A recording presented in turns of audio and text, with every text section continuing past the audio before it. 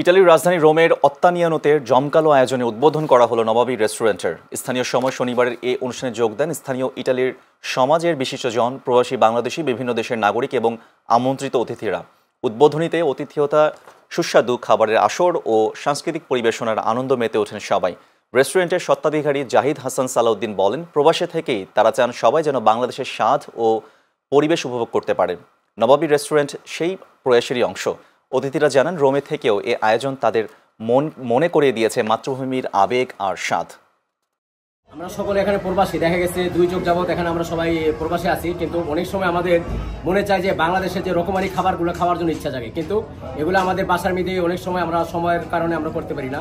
কিন্তু এই রেস্টুরেন্টটা বিশেষ করে খোলার কারণটা হচ্ছে গিয়ে বাংলাদেশের যত সুস্বাদু খাবারগুলো আছে, এই বাংলাদেশ থেকে আমরা 2 শেফ আনছি। এই শেফের মাধ্যমে আমরা সকলকেই আমরা এই ভালো খাবারের পরিবেশন করার চেষ্টা করব।